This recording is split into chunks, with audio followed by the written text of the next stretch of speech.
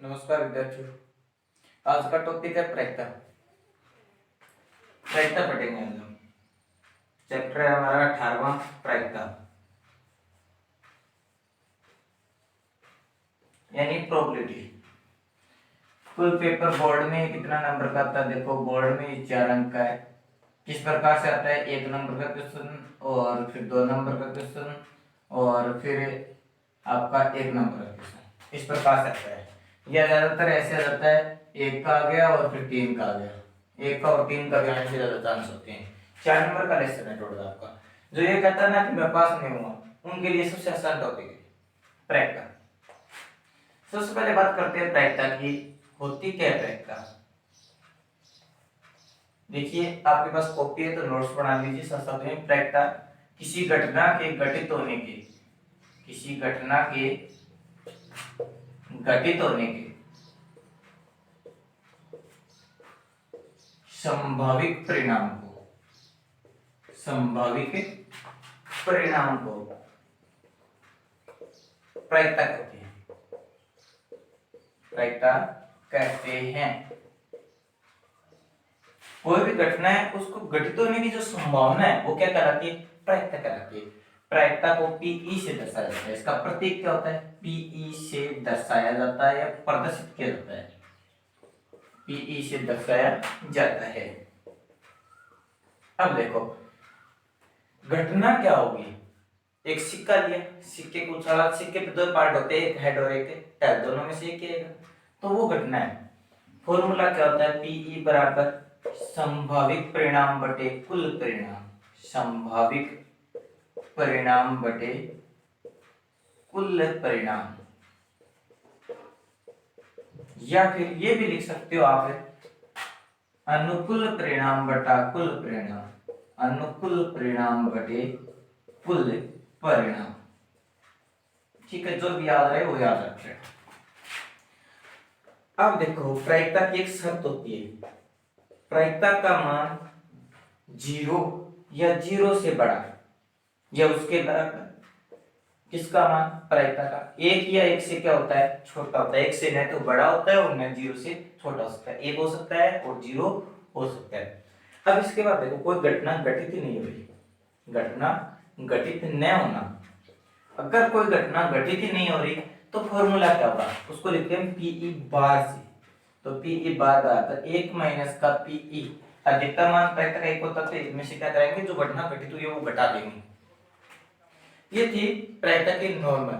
आपसे ज्यादातर प्रश्न नहीं पूछते थे कि कोई घटना घटित होने के संभावित परिणाम क्या हो सकते हैं, तो आपका जवाब होगा 1। कितना होगा? 1। 2-3 बार बोर्ड में पूछा गया कि घटना घटित होने के संभावित परिणाम, तो 1। कोई घटना घटित नहीं होने के संभावित परिणाम, नहीं होने के पूछे तो 0, होने के पूछे तो 1। इसके बाद नेक्स्ट पूछा जाता है कि प्रारंभिक घटनाओं की प्रायिकताओं का योग क्या होता है? प्रारंभिक घटनाओं की प्रायिकता का योग क्या होता है? तो प्रारंभिक घटनाओं की प्रायिकता का योग होता है 1। ठीक है, अब नेक्स्ट बात करेंगे इस पे आधारित किस प्रकार के क्वेश्चन बढ़ेंगे।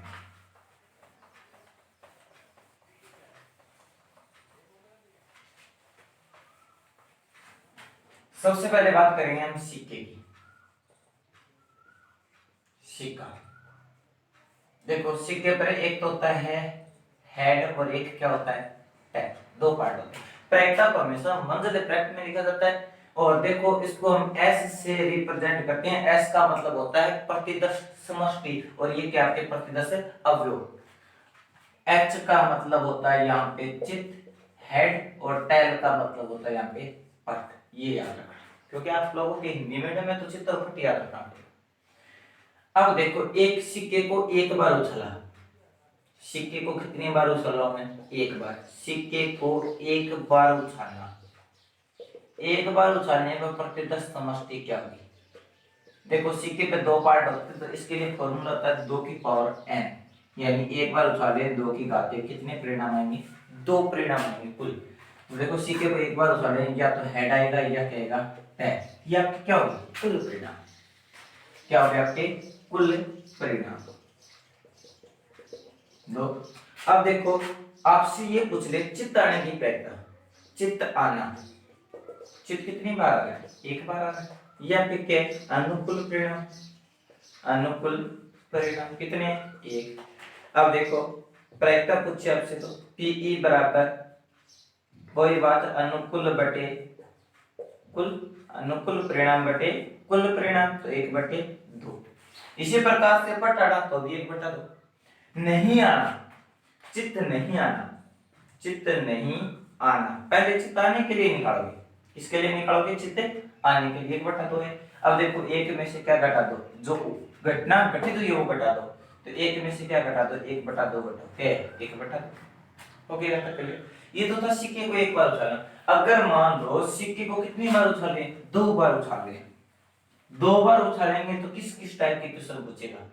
सिक्के को कितने बार उछाला, 2 बार उछाला, परिणाम भी चेंजिंग होंगे, देखो क्या होंगे, या तो आएगा आपका हेड हेड, या आपका हेड टेल, या टेल हेड, या टेल टेल, यानी 2 की पावर n, यानी 2 की पावर 2, 2 दूनी 4, कितने परिणाम आए कुल 4। अब देखो आपसे सबसे पहले पूछे चित्ताना, दोनों बार चित्ताना, तो कितनी बार आ रहा है, एक बार, तो 1/4। एक चित्ताना, एक से 3 नहीं आ रहा है, एक ही चित्ताना, डायरेक्ट पूछ रहा है एक चित्ताना, तो देखो एक और एक कितने 2, तो 2/4, 1/2 हो जाएगा, पटाना तो 1/4। अब आपसे पूछे कम से कम एक चित्ताना, एक चित्त पूछ ले या एक पट पूछ ले, कम से कम एक, कम एक चित्ताना पूछे, कम एक एम है, एक एम है, ज्यादा से ज्यादा कितना भी हो सकता है, तो एक हो, कम से कम एक पूछा है, ज्यादा से ज्यादा कितनी हो सकते हैं, तो 1 2 और 3, 3/4।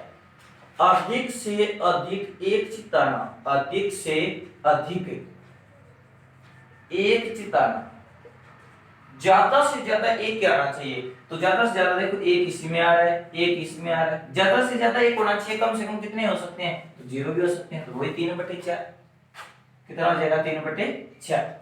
ये तो था सिक्के को 2 बार उछालना। अब पूछे सिक्के को 3 बार उछालना, सिक्के को कितनी बार उछालें, 3 बार। कैसे देखो, सिक्के को 3 बार उछालें, एक ही क्वेश्चन है आपकी बुक में इससे संबंधित, तो क्या होगा, head head head head head tail, फिर देखो हेड टेल हेड, फिर टेल डबल हेड, फिर हेड डबल टेल, फिर टेल हेड टेल, और फिर आपका हो जाएगा डबल टेल हेड, और फिर हो जाएगा आपका टेल टेल टेल।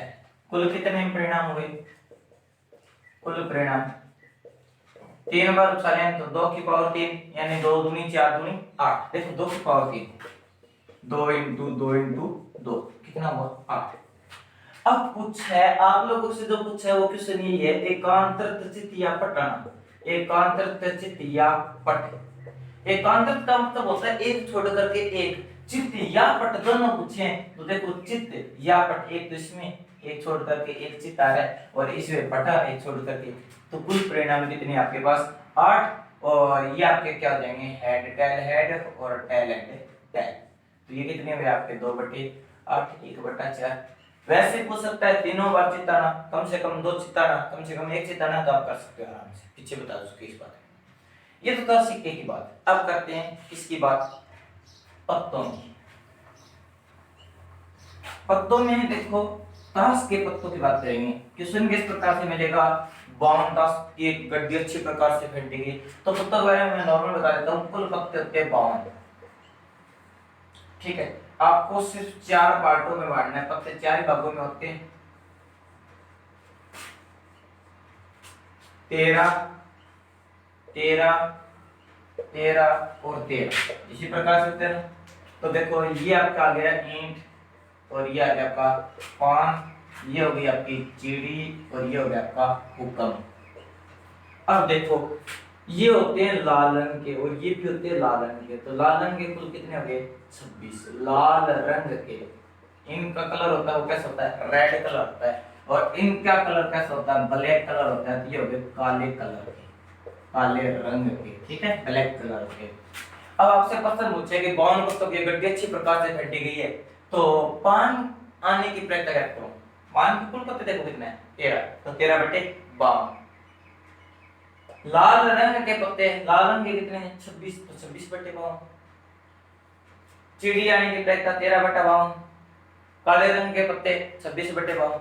आपसे क्वेश्चन ये पूछ ले एक काले रंग का पत्ता, अब देखो कंफ्यूज कर रहा है आपको, एक काले रंग का पत्ता, काले रंग के कुल पत्ते कितने 26, एक पे मत जाओ, कंप्लीट देखो कितने 26। अब देखो इस पे बात करते हैं, इसमें एक होता है उकम, एक होता है बादशाह और एक होती है बेगम, यही सेम एक एक में होती है। ये मैं इनका प्रतीक लिख रहा हूं, ठीक है, बादशाह ये होता है बेगम का प्रतीक और ये गुलाम, यहाँ पे लिख देते हैं, याद रखिएगा, ठीक है। यही सेम इसमें होते हैं, यही सेम इसमें होते हैं। ये क्या हो गए 6 काले रंग की तस्वीर वाले, काले रंग की तस्वीर वाले पत्ते हो गए, और ये 6 लाल रंग की तस्वीर वाले, लाल रंग की तस्वीर, कुल कितने गए 12 तस्वीर वाले पत्ते, कुछ चेताब से तस्वीर वाले, ठीक। ये डायग्राम अच्छे तरीके से याद कर लेना, पत्ते आपके कंप्लीट हो जाएंगे, किसी हालत में नहीं बचेंगे। नेक्स्ट अब बात करेंगे किसकी, पासे, पासा देखा है लुडा, सांप सीढ़ी खेलने वाला लुडा, वो होता है पासा। अब पासे पे देखो क्या क्या होता है पासे। नेक्स्ट हम बात कर रहे हैं पासे की, पासे के बारे में देखो, पासा एक बार उछाला मैंने पासे को तो क्या आएगा 1 2 3 4 5 6, कुल परिणाम कितने हुए 6।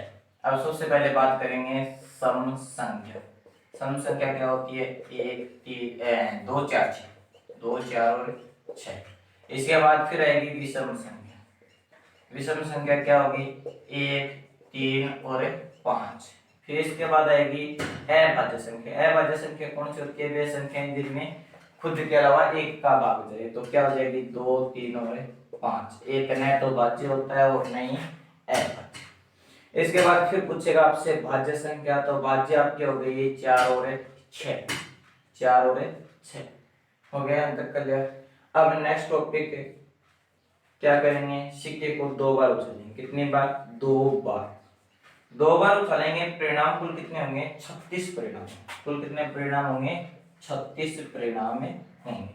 कैसे देखो खुद बना सकते हो, 1 1 1 2 1 3 1 4 1 5 1 6, इसी प्रकार से 2 1 से लेकर के 2 6, फिर 3 1 से लेकर के 3 6, फिर 4 1 से लेकर के 4 6, फिर 5 1 से लेकर के 5 6, और फिर 6 1 से लेकर के 6 6, इस टाइप से बना सकते हैं। तो कुल परिणाम कितने हो जाएंगे हमारे 6 का 36, इससे समझिए। नेक्स्ट बात करेंगे हमें वर्ष की, वर्ष में देखो दो, एक होती है लीप वर्ष और एक होती है एलिप वर्ष। देखो एलिप वर्ष में कुल डेज होते हैं 365 और लीप वर्ष में होते हैं 366। याद रखना लीप वर्ष में फरवरी 29 दिन की होती है, कितने दिन की 29 दिन की, और लीप वर्ष 4 साल बाद आती है, कितनी साल बाद 4 साल बाद, हर 4 साल बाद आती है। यानी जिस वर्ष के अंदर 4 का भाग पूरा पूरा जाता है वो कौन सी वर्ष होती है, लीप वर्ष होती है। जैसे 2020, इसके बाद आएगी 2024, फिर 2028, इस प्रकार से। तो ये था प्रायिकता का इंट्रोडक्शन। अब कल नेक्स्ट पढ़ेंगे 18.1 आपकी एक चैप्टर 11 क्वेश्चन है, 11 क्वेश्चन सोल्व करेंगे, जितना हो सके उतना सोल्व करने की कोशिश कर रहा।